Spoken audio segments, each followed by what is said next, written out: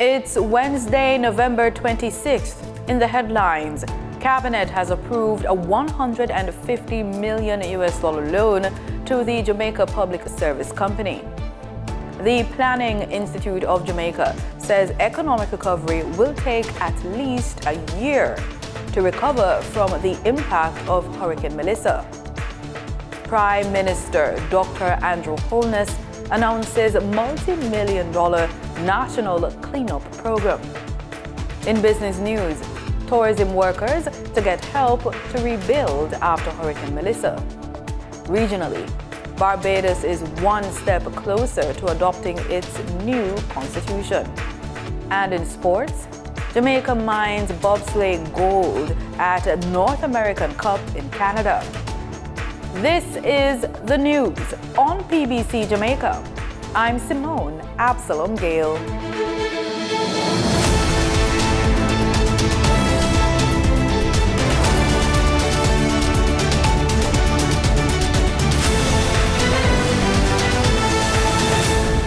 Cabinet has approved a $150 million loan to the Jamaica Public Service Company, JPS, to accelerate the restoration of electricity across the island.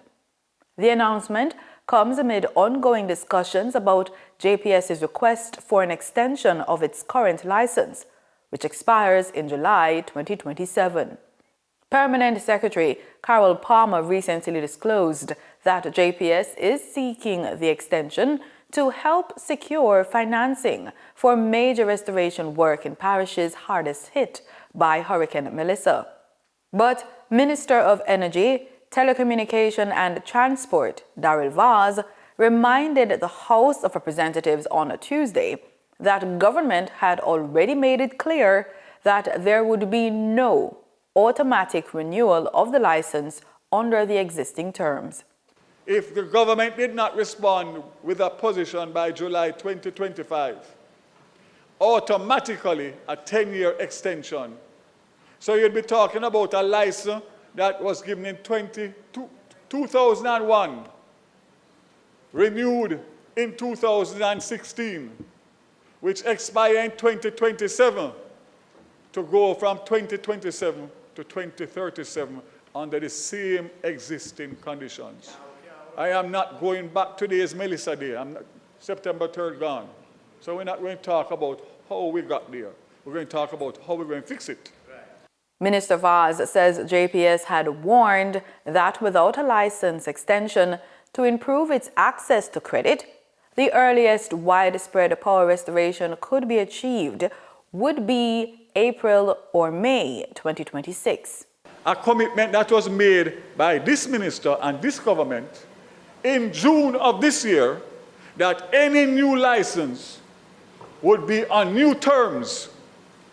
A commitment that was made, a commitment that will stand, and no Melissa, no Trelissa, no Belinda is going to change that.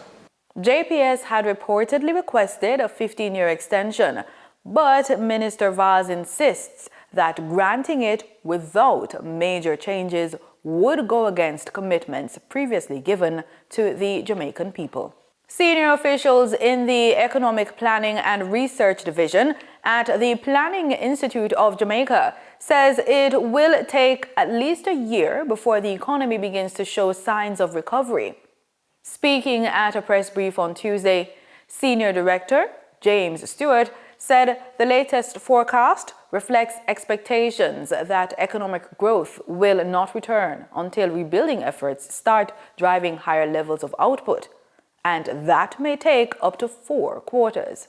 The next quarterly growth is expected to be recorded during the October to December 2026 quarter, relative to the October to December 2025 quarter.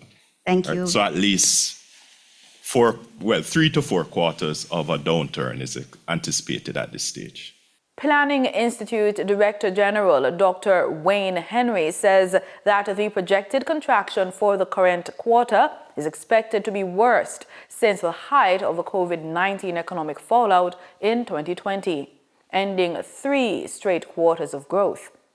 The sharp downturn follows the devastation left behind by Hurricane Melissa.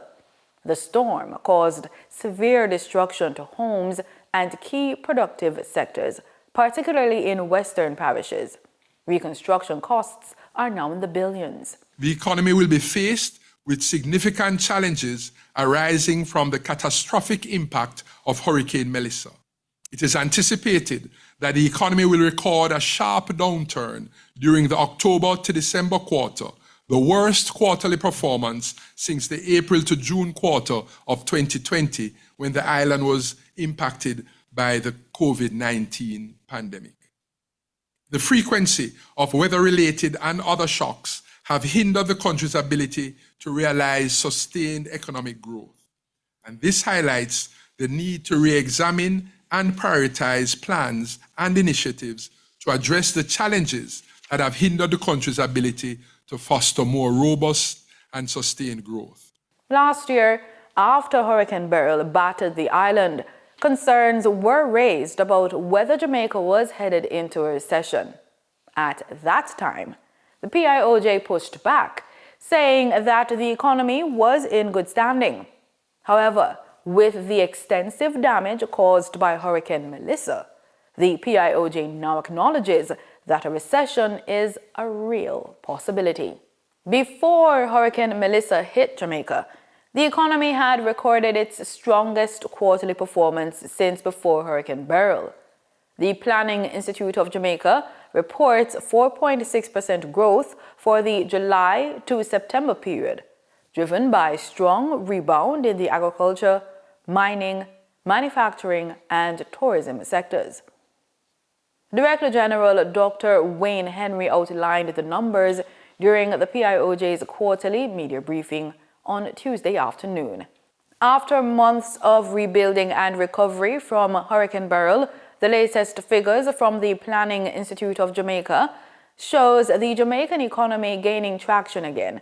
At a hybrid press briefing, Director General Dr. Wayne Henry said the 4.6% growth reflects a strong rebound from the disruption caused in 2024.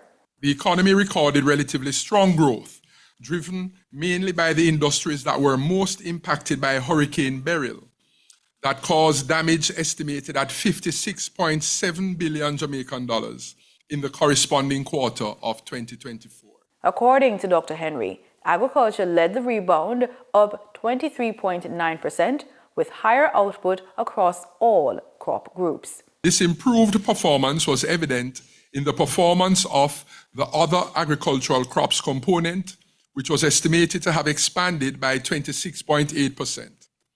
Higher production was recorded for all 9 crop groups, with the largest increases recorded for cereals, up 76.5%, condiments up 43.3%, vegetables up 36.6%, and fruits up 29.9%. And for the first 9 months of the year, overall GDP is estimated to be up 2.4%, with agriculture, construction, and tourism contributing most to the improvement.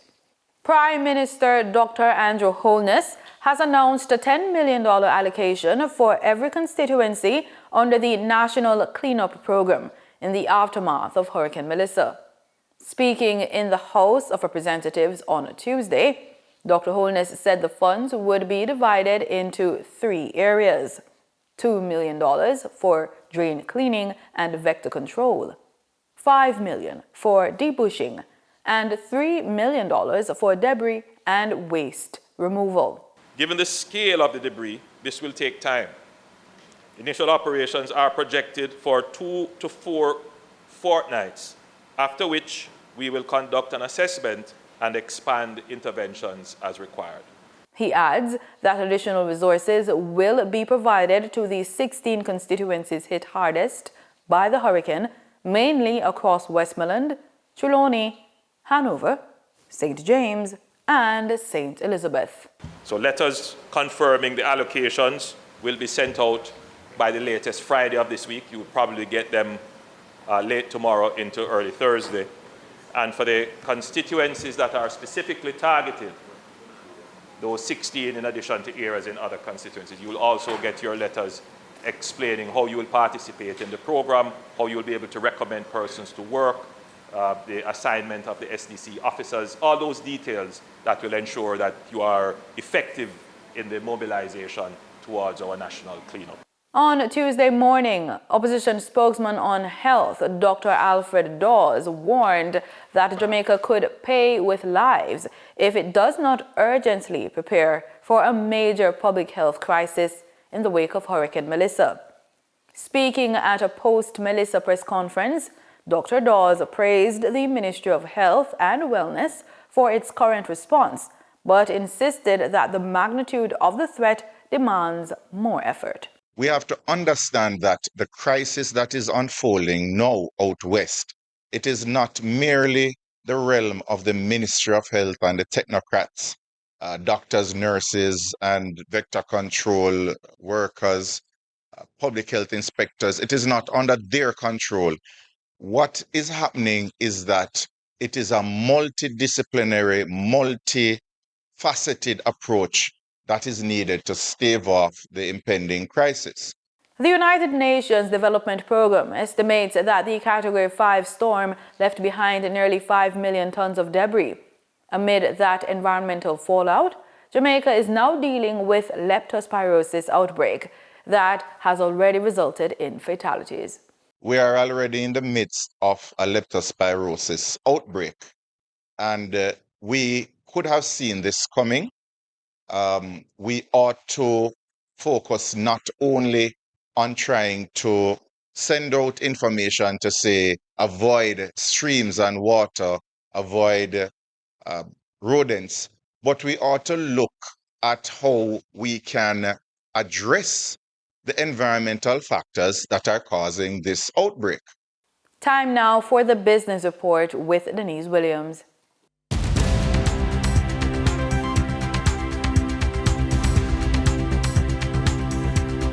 Welcome to today's Business Report. I'm Denise Williams here, bringing you the stories shaping the financial world and guiding your journey to smarter business decisions. Let's dive into the top headlines. Minister of Tourism Edmund Bartlett announced on November 20th a special fund valued at over $1 billion that has been established to assist tourism workers who have been negatively impacted by Hurricane Melissa. He outlined that the government of Jamaica is putting $600 million, along with the private sector, which is contributing some $400 million, in creating a fund of over $1 billion for the tourism workers, housing, and other rehabilitation needs. Minister Bartlett explained that, I quote, "This blended approach of funding will enable Destination Jamaica to deploy relief resources more efficiently by capitalizing on long-established public-private sector partnerships." Minister of Tourism Edmund Bartlett made the announcement as he led a tourism recovery tour of Ocho Rios recently, which highlighted the phased reopening of Ocho Rios hotels, attractions, and local businesses, as well as various responsible and people-centered recovery efforts. Jamaican manufacturing and distribution conglomerate Separate Group has successfully raised $3 billion Jamaican dollars on the local capital markets to refinance short-term obligations. The Richard Pandui-led diversified group of companies earned revenue by increasing it 8% to $37.87 billion. Net profit attributable to shareholders increased to $1.62 billion Jamaican dollars. And I quote, "Finance costs increased moderately due to higher debt associated with strategic investments and expansions. During the quarter, we increased our ownership of Trinidad and Tobago-based A.S. Bryden & Sons holding from 50% to 80%. This consolidation deepens our regional footprint and positions the group to capture greater synergies, improve supply chain integration, and improve long-term profitability." Management reports that the impact of Hurricane Melissa on Seprod's operations is expected to be mixed, reflecting the broad diversity of the group. For the trading period ending November 25, 2025, these were the most actively traded stocks. AMG Packaging and Paper Company Limited with 8,753,796 units, representing 30.77% of total market volume. Jamaica Highway Limited with 5,970,098 units, representing 20.99% of market sales volume. JMMB Group Limited, 10% variable rate Jamaican dollar preference shares with 2,381,156 units, representing 8.37% of market sales volume. We now shift our focus to the Forex market rate set by the Bank of Jamaica.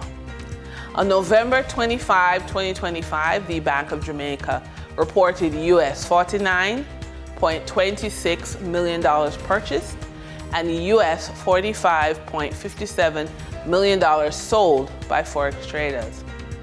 Forex traders earned $1.91 per dollar selling the US at $159.22 and buying the US at $161.13. The Canadian dollar netted Forex traders $2.02 per transaction, with selling at $113.16 and buying at $111.14. The British pound yielded Forex traders $1.82 in profits, with selling at $210.43 and buying at $212.25. For our credit report tip of the day, there comes a point after a crisis when you realize no one is coming to rescue you. You have to rise and advocate for yourself. When life knocks you flat, the last thing you want is another tough conversation. But this is the moment to move. Pull your credit report, study it, walk into your banker's office with clarity instead of fear. Every line on that report tells a story of what you survived and what you're willing to confront. Use it to show your effort, your consistency, and your determination to steady your footing.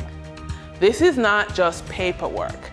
It's you taking control, demanding a pause, and giving yourself the space you deserve to rebuild with strength and dignity. And that wraps up today's business report. I'm Denise Williams, reminding you that every financial decision is a step toward your future. Until next time, stay focused, stay informed, and keep striving for success. See you soon. In regional news, Barbados is one step closer to adopting its first constitution in nearly 60 years. Prime Minister Mayor Amor Motley led debate on the Constitution Amendment Bill 2025 on Tuesday, laying out the road ahead and explaining why citizens will soon have to play a greater role. It will be an appropriate debate. It will be an appropriate set of actions in the country's celebration of the 60th year of independence, the road to 60. Because we start the beginning of the 60th year, as you know, next week, Monday, on the 1st of December, and that will run till when we actually achieve our Diamond Jubilee, the 60 years, on the 30th of November 2026 next year. Nothing can come before the Honorable House of Assembly or the Senate without the certification of the Attorney General, whether it is a resolution or a bill. And therefore, the Attorney General is going to be required to be the glue that keeps the legislative calendar and the parliamentary calendar going. Now, that may have implications for the future because it means a much higher load on the Attorney General, and we will probably see more and more an Attorney General as a dedicated Attorney General rather than carrying other wider portfolios, largely because of the need to make sure that this process is fluid and seamless. But the government felt that the new Constitution of Barbados unlike the old one, which speaks to the role of government and the role of different divisions that are related to government, should speak generally to the role of governance in the country, as opposed to the role of government. And that in addressing the issue of governance, that one of the things we have to address is the role of citizen. And citizen is the highest office, all of us agree, in a democracy. But a citizen that is told only of their rights, or even a person who is not a citizen that is told only of their rights as opposed to their duties, their responsibilities, may feel that they live in a country that doesn't require them to do anything. Trinidad and Tobago's energy landscape is shifting, with established giants and new international players positioning themselves in the 2025 oil and gas sector. As deepwater bids move into evaluation, major producers like BPTT, Shell, and EOG remain dominant, while fresh interest from China and Nigeria signals a growing global competition in Trinidad and Tobago's offshore future. More details in this TTT Evolving Energy Report. In 2025, major oil and gas producers in Trinidad and Tobago presently include BPTT, Perenco, Shell, and EOG Resources. Perenco became the second largest producer after its acquisitions from Woodside and BPTT's Cafe fields, also successfully drilling the Onyx well. Other companies active in the sector include Touchstone Exploration and Proman, while CNOOC International Limited and a consortium involving STIT Energy Limited are new potential players in the deepwater bid round. BPTT remains the largest oil and gas producer. Shell and EOG Resources are also major energy producers. Another significant player is Touchstone Exploration, while Proman is a long-term energy partner that rebranded its upstream business to align with its family of companies. The newest potential entrants in the local oil and gas sector are CNOOC International Limited, which, according to the Ministry of Energy and Energy Industries, submitted bids for blocks TTDAA 24, 25, and 30 in the 2025 Deepwater Competitive Bid Round. China National Offshore Oil Corporation is a major state-owned enterprise in China and one of the world's largest independent oil and gas exploration and production companies. Headquartered in Beijing, CNOOC Group focuses on the exploration, development, and production of crude oil and natural gas, both offshore in China and internationally. CNOOC is a minority partner in several large international developments, including the ExxonMobil-led consortium in the Starbrook Block offshore Guyana and the Petrobras-operated Miro Block in Brazil. STIT Energy Limited, Grong Ports Limited, a consortium that bid for Block TTDAA-5 in the 2025 Deepwater Bid Round. STIT Energy Limited is a Nigerian company with expertise in conventional and unconventional oil and gas exploration. It has also been referred to as being part of a larger group, STIT Group, which includes various engineering disciplines. The company formed a consortium with Grong Ports Limited, a private company, for the bid. The bids submitted as part of the 2025 Deepwater Bid Round, which closed in September 2025, are currently being evaluated by a technical evaluation committee and an overview committee. In sports, Jamaica has made history in international winter sports, winning its first ever gold medal in bobsleigh. The breakthrough performance came at the IBSF North American Cup in Whistler, Canada, where the four-man team, driver Shane Pitta and brakeman Taekwondo Tracy, Andre Dakers, and Junior Harris, powered to victory, finishing ahead of Canada, who took both second and third. Former national 100-meter champion Taekwondo Tracy, who only joined the sport earlier this year, says the win proves Jamaica can compete with the world's best. Over to cricket. West Indies head coach Darren Sammy believes that his team has a mindset and preparation to finally break a 30-year winless streak in New Zealand as they gear up for a 3-test series beginning on December 1st. Here's more in this report. Speaking ahead of a 2-day practice match, West Indies head coach Darren Sammy acknowledged the long-standing drought, but emphasized that the current squad is not short on belief. Sammy highlighted his satisfaction with the team's preparation and attitude in the build-up to the first test. The intensity at training today is something that we've spoken about, and to see the immediate reaction to the things that we want to see. The practice session was quite good, so I'm quite happy with the way the preparation is going. Reflecting on the recently concluded white ball leg of the tour, where the West Indies suffered a number of close losses, Sammy said the team had been competitive despite the results. When I look at the 7 games that were played, we were in contention to win 5 of them. We let it slip away, but credit must go to New Zealand, how they've made home a fortress. I don't think the result reflected on how we played. So again, it's the test series. Being able to survive and challenge the new ball, with both bat and ball, and being able to make critical decisions or better decisions under pressure. With injuries to frontline fast bowlers Alzari Joseph and Shamar Joseph, the bowling unit will look to new faces to step up. Still, Sammy remains confident. Over the last 2 years, we've had a bowling lineup that could take you 20 wickets. I think that's the first step.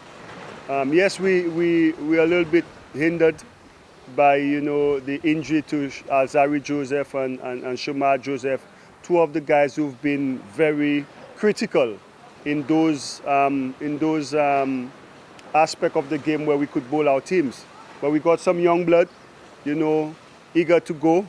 Sammy admitted batting remains the team's biggest concern. Obviously, with the batters, that has been a challenge for us, and we continue to, find the different skill set in the personnel that we select to be able to execute the roles.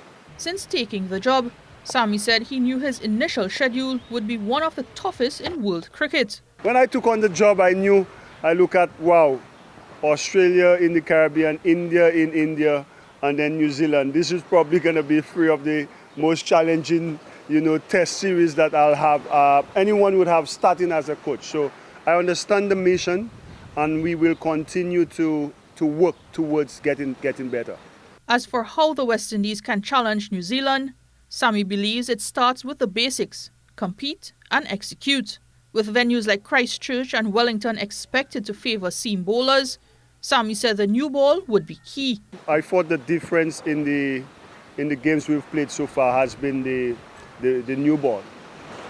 The new ball, we challenge them with the new ball, and they challenge us even more with the new ball. So as a batting group, we must be able to force the new ball, force a second new ball. You're doing that in any test match cricket, you set the platform. Looking ahead to facing New Zealand's premier batter and former captain Kane Williamson, Sammy confirmed. Yeah, we sure do. We sure do. I mean, he's a quality player. And these guys, you got to be very diligent and precise on the plan, but most importantly, the execution. And that's it for the news on PBCJ. Pleasant viewing.